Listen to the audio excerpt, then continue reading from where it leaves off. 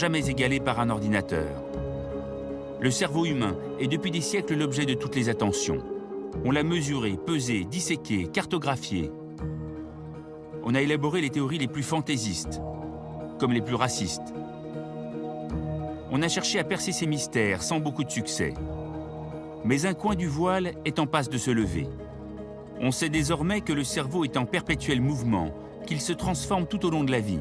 Ces découvertes scientifiques suscite les plus grands espoirs. Parce qu'en fait, ce qu'il faut comprendre, c'est qu'il y a bien des réorganisations, mais dans des contraintes. Et alors, c'est toujours le verre à moitié vide ou à moitié plein. Soit on insiste sur la plasticité cérébrale, soit on insiste sur les contraintes. C'est-à-dire qu'il y a un certain nombre de lésions qui sont difficilement récupérables, difficilement réorganisables.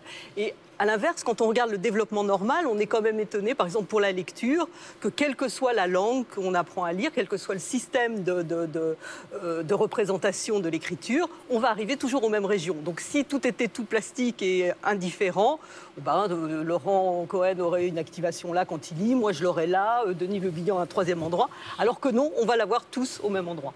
Il y a un point important aussi qu'il faut considérer, c'est l'âge auquel on va se placer. Donc chez l'enfant en particulier, la plasticité est, je dirais, plus facile. Puisque on a cru que c'était plus facile. C'est plus facile, mais bon, si on apprend à jouer du piano à 50 ans, c'est quand même plus difficile qu'à 5 ans.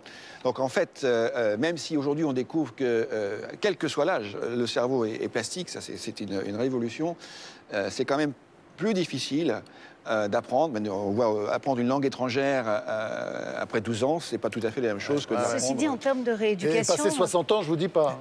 En termes de rééducation, on peut quand même laisser de l'espoir aux adultes qui ont perdu certaines fonctions, parce que ces fonctions-là, la vision, la mémoire, le langage, se rééduquent bien mieux chez des adultes qui ont déjà acquis la fonction que chez des enfants chez qui on doit apprendre la fonction. Alors, avant d'entrer plus dans les détails, je vous propose de nous arrêter quelques secondes pour comprendre comment fonctionne le cerveau à travers un film d'animation. Le cerveau est composé de 2 hémisphères qui sont eux-mêmes divisés en 4 lobes.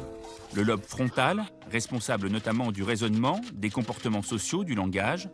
Le lobe pariétal, qui s'occupe du toucher, de la représentation dans l'espace. Le lobe temporal, qui gère notamment l'ouïe et l'odorat, les émotions. Et enfin le lobe occipital, principalement responsable de la vision. Mais pour fonctionner, toutes ces zones doivent en fait en permanence échanger des informations par des millions de connexions entre les neurones. L'ensemble de ces données est ensuite diffusé par le système nerveux. Le cerveau joue le rôle de tour de contrôle. Les informations sont ensuite triées, aiguillées par le tronc cérébral, puis transmises par la moelle épinière et par tout le système nerveux périphérique. C'est ainsi que le cerveau envoie ces informations à nos yeux, nos doigts ou nos pieds, et c'est par ce même circuit que le cerveau reçoit les informations du monde extérieur.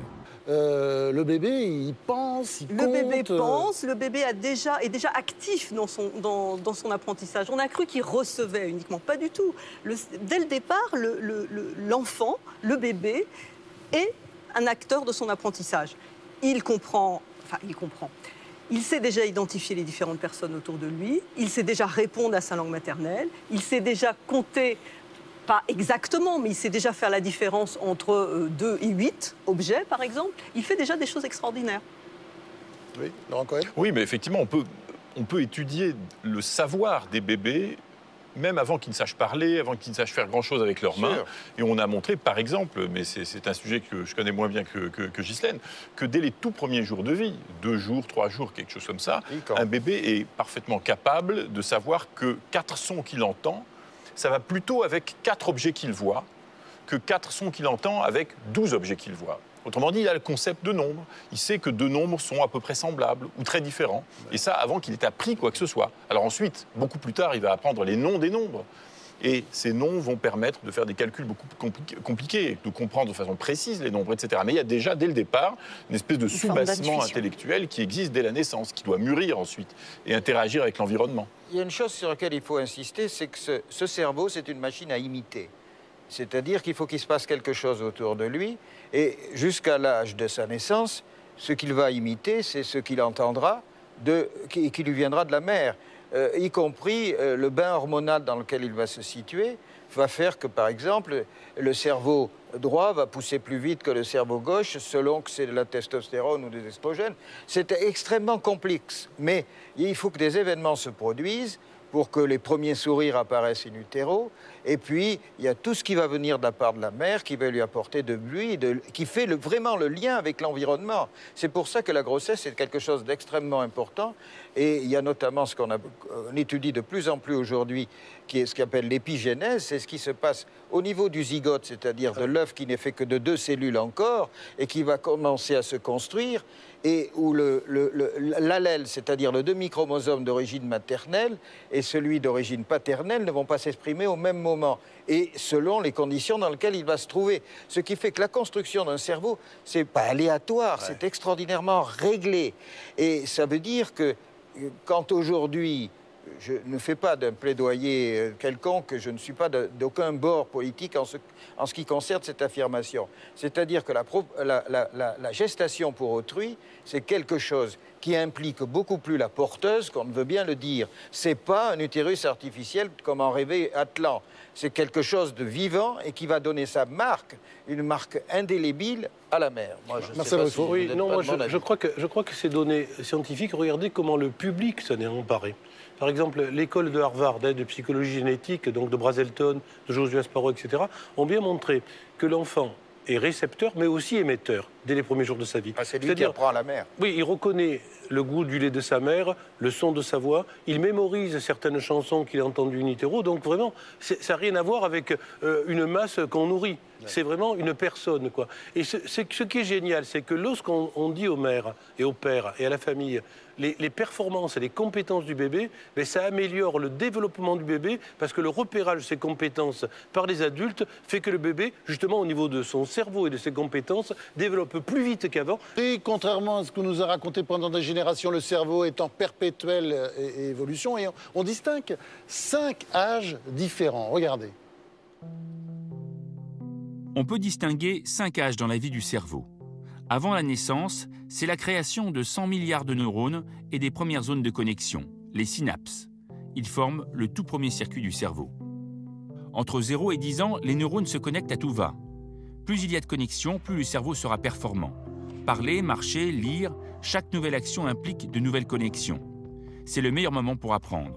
Entre 10 et 18 ans, c'est le grand élagage. Les connexions et neurones qui n'ont pas été sollicités sont supprimés.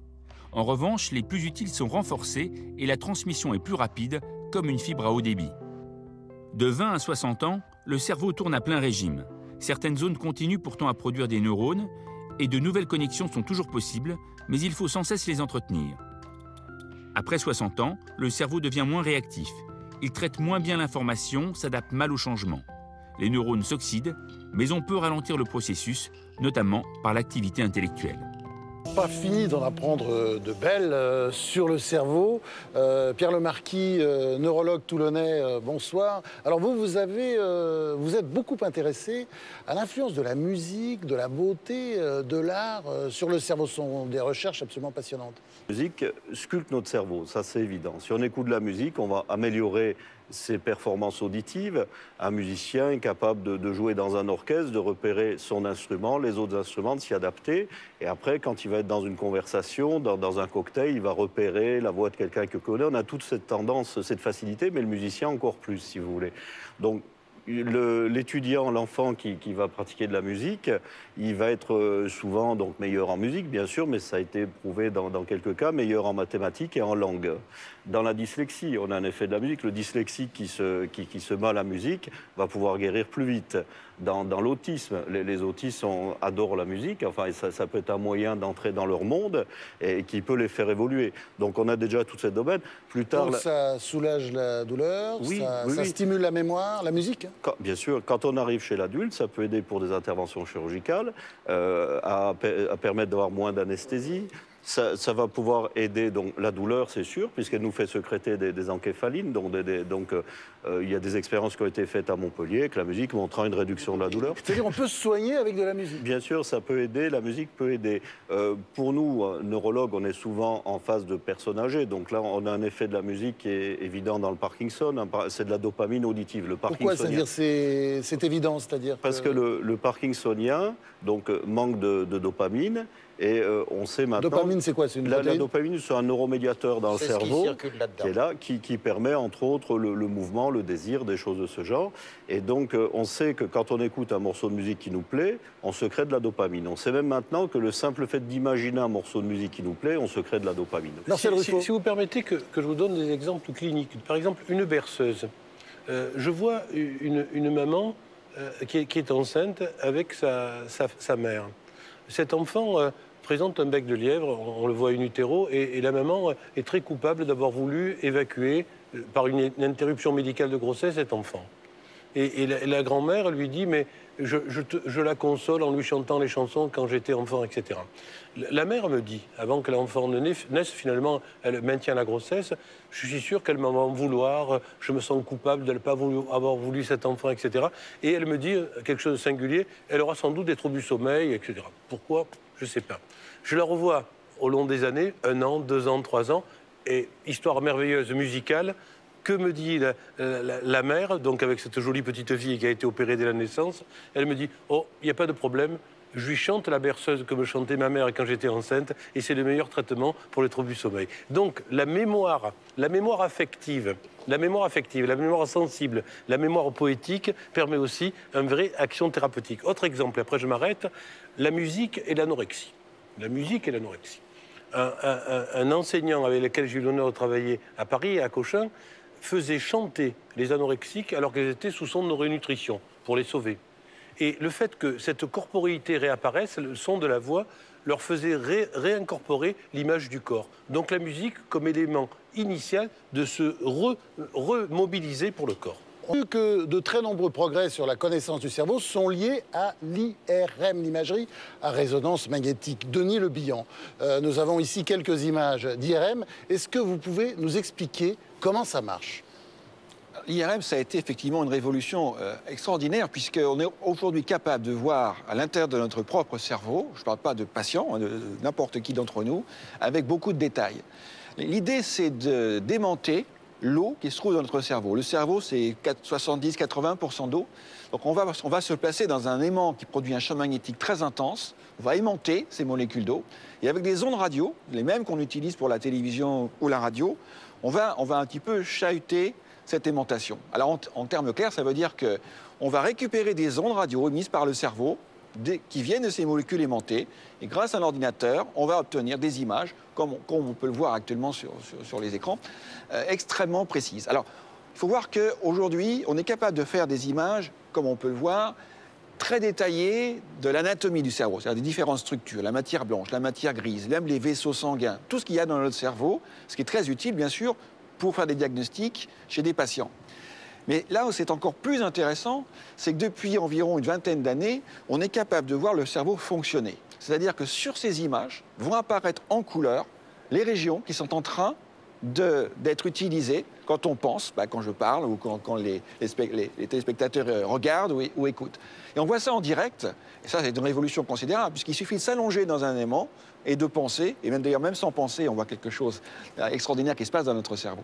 Et la dernière née de toutes ces inventions, si on peut dire, c'est qu'on est aujourd'hui capable de voir les connexions entre les régions cérébrales, les milliards de connexions qui existent et qui se font et qui se défont tous les jours, qui sont en fait à l'origine de la plasticité. Il y a combien de milliards de connexions par seconde? Aujourd'hui, très très grossièrement, qu'il y a 100 milliards de neurones dans le cerveau. À la naissance, chaque neurone est connecté à 500 autres neurones en moyenne. Ouais. À la fin de l'adolescence, c'est 10 000. Chaque neurone se connecte à 10 000 autres neurones. Imaginez, vous avez un téléphone portable. Ça peut faire 100 000 milliards de connexions en même temps. Bien sûr, beaucoup plus même, parce que tout ça, c'est dynamique. C'est-à-dire que ça se fait et ça se défait en permanence. Et on commence à découvrir, grâce à cette technique qui s'appelle l'IRM de diffusion, donc, que j'ai eu l'honneur d'inventer il y a 30 ans maintenant, c'est que certaines pathologies, comme, je dis bien certaines, ce n'est pas tous les cas, mais dans la schizophrénie, dans l'autisme, dans la dyslexie, on s'aperçoit que le cerveau est apparemment normal. Quand on fait ces images, on ne voit rien. Que le cerveau fonctionne normalement, que les schizophrènes entendent bien des voix, mais que ce sont les connexions entre les régions cérébrales qui sont déficientes. Si vous regardez la télévision et que le son et l'image sont décalés, vous allez avoir de gros problèmes, vous allez être très très perturbé. Si cela se passe dans la tête de certains patients, évidemment, on peut imaginer qu'il soit également très perturbé. Et alors, je vais donner un petit exemple, juste pour enchaîner sur ce que dit Denis Le Bihan, de la plasticité et des connexions. On a montré il n'y a pas longtemps que si on prend des gens qui apprennent à lire dans l'enfance, des gens qui apprennent à lire à l'âge adulte dans des écoles d'alphabétisation, puis des gens qui n'apprennent jamais, qui sont des adultes qui n'ont jamais appris à lire, eh bien on s'aperçoit que les connexions entre les régions du cerveau qui servent à reconnaître les lettres et les régions du cerveau qui s'occupent du langage, c'est-à-dire notamment de transformer ces lettres en sons, en mots, etc., eh bien ces connexions, en fait, sont d'autant mieux organisées, ont une anatomie d'autant mieux organisée qu'on sait mieux lire. Et ça, c'est quelque chose qui, jusqu'à ces toutes dernières années, était impossible à voir. Donc c'est un exemple de plasticité du cerveau sur les connexions visibles grâce à l'IRM. Parmi les pathologies du cerveau qui résistent à la science, il y a le cas de l'autisme. Nous allons en parler avec nos spécialistes, mais aussi l'un d'entre eux atteint d'une forme particulière d'autisme, le syndrome Asperger. Il s'agit de l'écrivain Daniel Tammet, qui va nous rejoindre dans quelques minutes. Mais regardez d'abord ce reportage de Caroline Diebolt. Elle est allée à sa rencontre.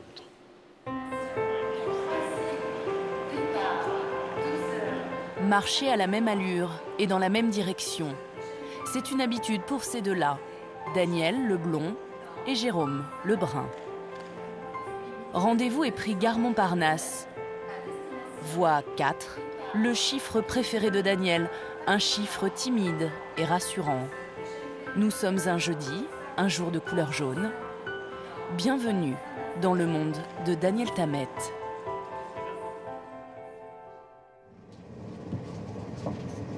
Daniel Tammet est anglais. Il a 34 ans et consacre sa vie à l'écriture. Aujourd'hui, il se rend à Bordeaux avec Jérôme, son compagnon, pour rencontrer ses lecteurs et leur présenter son 3e livre. Dans l'univers de Daniel, les mots dansent avec les chiffres et les formules mathématiques. Quand je vois les paysages, je pense aux chiffres. C'est la beauté pour moi. C'est chaque chiffre, comme pour les mots aussi, a des couleurs, des textures, des émotions aussi. Quand Daniel voit un chiffre, il lui évoque une couleur, une matière, une sensation. C'est ce qu'on appelle la synesthésie, une sorte de correspondance des sens qui lui permet de visualiser les nombres jusqu'à 10 000 de façon singulière. Quand je pense au chiffre 4, c'est la timidité, le 11 c'est la beauté, et le 1 c'est un chiffre qui brille, donc c'est un nombre blanc et qui est extrêmement lumineux.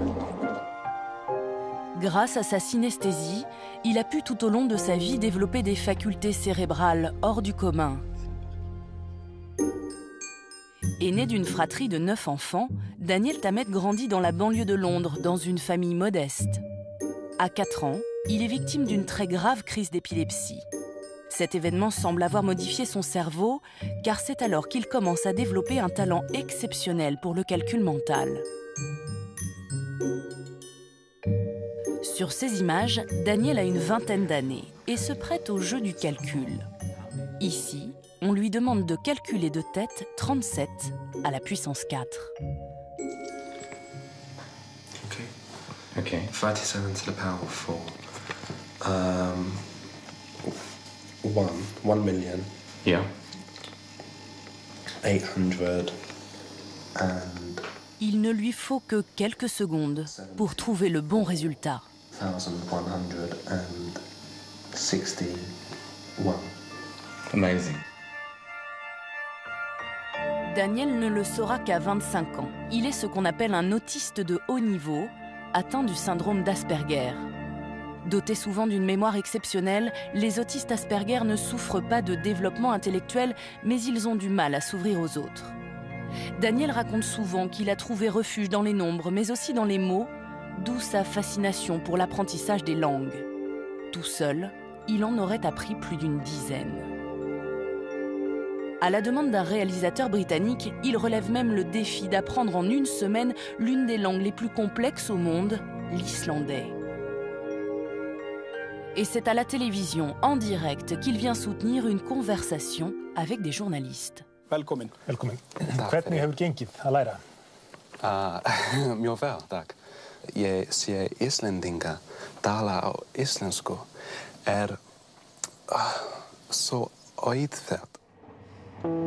Comme d'autres autistes Asperger, Daniel a des talents extraordinaires. Mais quand il s'agit du quotidien, il y a des choses qui nous semblent banales et qui sont pour lui difficiles à réaliser. Prendre le train, par exemple. C'est quelque chose d'extrêmement complexe. Il faut savoir où arriver, dans quelle voiture, quel siège, le trajet avec ces choses imprévues. Le noir, oui. Il faut quand même que tout soit bien construit, qu'on sache où on va, combien de temps. Daniel vit en France depuis 6 ans. Il a quitté la Grande-Bretagne pour rejoindre Jérôme, son compagnon, son guide aussi. Il est rare de voir l'un sans l'autre. Quand je t'ai rencontré, tu n'étais pas celui que tu es aujourd'hui. Il s'est ouvert un peu comme une fleur. Si je suis où je suis aujourd'hui, c'est grâce à lui. C'est grâce à l'amour. C'est beau. Mais il y a une autre rencontre qui fait basculer la vie de Daniel en 2004. Une rencontre qui va le rendre célèbre et changer sa vision du monde.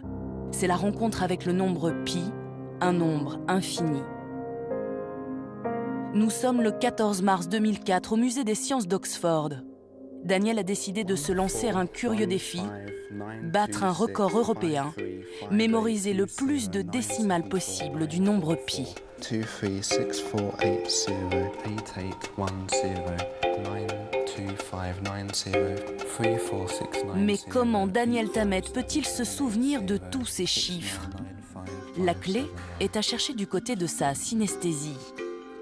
Des connexions inattendues se font entre 2 zones de son cerveau, celle dédiée au nombre et celle dédiée à la vision des formes. Et voici comment Daniel visualise dans son esprit pi et ses 19 premières décimales. Un panorama coloré dans lequel il se promène. Le nombre pi, c'est pour moi comme un poème, mais aussi comme un paysage. Un poème numérique, un paysage de couleurs, de textures. 5, 6, 7, 0, 9, 1, 1, 0, 5, 1, 7, 2, 1, 0, 2, 8, 7, 4. Au bout de 5 heures et 9 minutes, le record tombe. Finished, yeah. 22 514 décimales de pi, sans aucune erreur.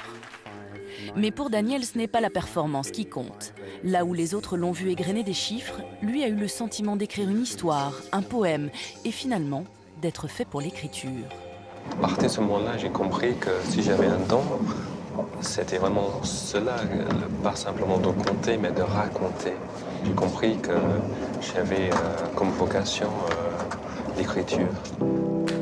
Désormais. Vous pouvez nous expliquer ce que représente pour vous le nombre pi? Alors, le nombre pi, c'est bien évidemment le nombre le plus connu, le plus célèbre des mathématiques. C'est l'infini. Ça parle de tout. Et dans mon imagination, ça parle donc de moi-même, de vous, du cerveau, de la vie, de la mort, de l'amour.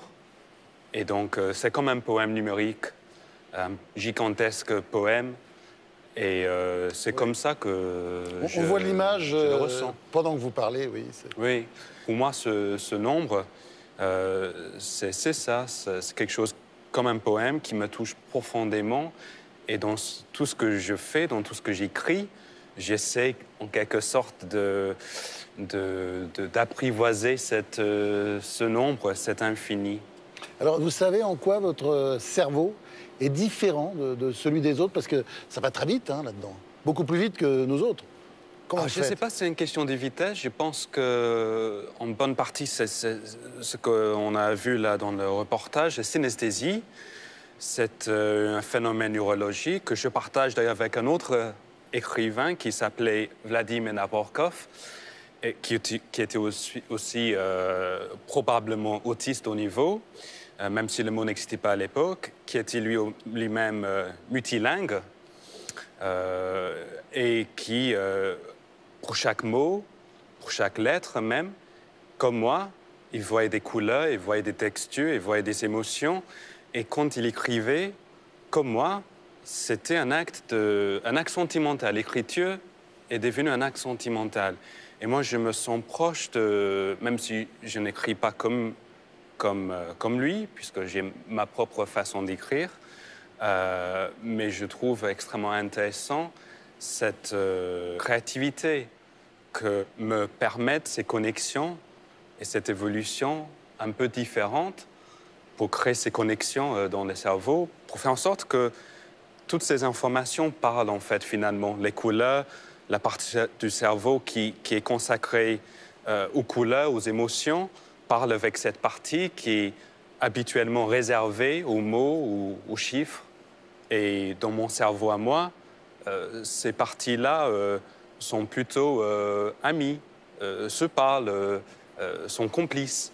On a envie de se demander, justement, là, vous vouliez intervenir, Denis Le Bihan, comment des personnes victimes parfois de traumatismes cérébraux peuvent développer à ce point des facultés hors du commun, quoi.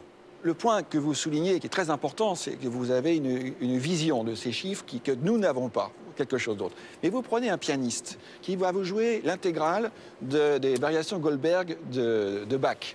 Vous vous rendez compte du nombre de notes qu'il y a dans la partition? Oui, il va les faire comme ça. Voilà, et pourtant ça ne nous pose pas de problème.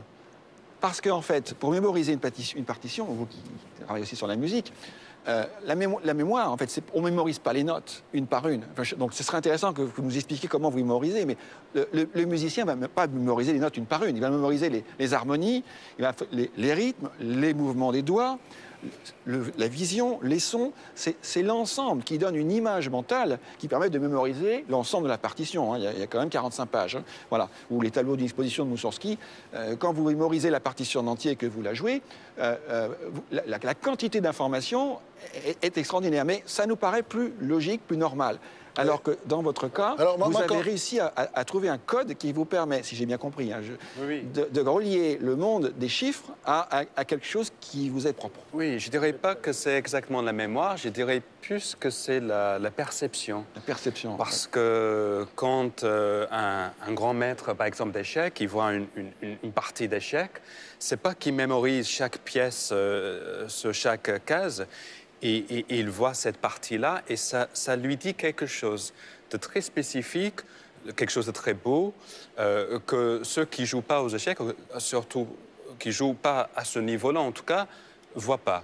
Moi, quand je vois une page dans un roman, c'est toute une émotion extrêmement complexe qui est à la fois la mémoire, bien évidemment, puisqu'il s'agit de me souvenir de ce vocabulaire, de ces mots, etc. Mais c'est beaucoup plus que ça. C'est mon vécu, c'est une question après d'équilibre. C'est l'écrivain que vous êtes, vous pouvez comprendre cela aussi. C'est une question aussi d'équilibre. Les phrases, il ne faut pas avoir des phrases trop longues ou trop courtes. Il faut avoir l'équilibre sur la page. Il faut avoir aussi certaines couleurs, certaines émotions. Et tout ça se joue... C'est un complexe. Donc la base même, la clé pour comprendre la mémoire, comme il a fallu trouver l'ADN et les gènes pour comprendre comment c'était l'hérédité. Là, on ne l'a pas. On a en tout et pour tout ce qu'on appelle la potentiation à long terme, c'est-à-dire l'augmentation de la perméabilité d'une synapse. C'est rien, c'est du bricolage. Si on ne comprend pas comment une voiture, quand on a vu juste un piston fonctionner, c'est impossible. Alors, comment voulez-vous soigner la mémoire? On a profité de façon un peu escroc pour avoir découvert la potentiation à long terme sur une aplysie. On a cru qu'on pouvait mettre au port sur cet escargot des médicaments pour la mémoire. Bien entendu, ça ne marche pas. La plupart des médicaments n'agissent pas sur la mémoire. On les vend comme tels, mais c'est une escroquerie. Alors, pour l'instant, on ne pourra pas comprendre quand on n'aura pas cette vision holistique du fonctionnement du cerveau, c'est-à-dire quand on voit ce bel exemple qui dément toutes les théories qu'on a pu faire sur la mémoire. Vos synapses, elles fonctionnent comme celles des autres. Mais c'est l'ensemble des connexions. Daniel Tammet, il n'y en a pas beaucoup sur la Terre, hélas. Il n'y en a pas beaucoup sur la Terre, mais il y a beaucoup des partiels. Denis Le Bihan. Oui, je pense que si on parle de la mémoire, je pense qu'il faut surtout parler, non pas de la mémoire en tant que telle, mais de la perte de mémoire dans le milieu d'Alzheimer. Si on arrive à justement utiliser les symptômes pour faire du diagnostic et surtout pour arriver à comprendre l'origine de ces pathologies et ensuite les guérir, je pense qu'on aura gagné beaucoup de choses. Quand on trouvera à guérir l'Alzheimer, on trouvera à empêcher les neurones de mourir de l'Alzheimer, mais on n'aura pas compris pourquoi l'Alzheimer s'est traduit par des démences. Non. Bon, alors, la mémoire, on a compris, c'est un mystère qu'on n'a pas encore percé. Hein. C'est pas demain la veille qu'on va le percer et que nous serons tous des Daniel Tammet.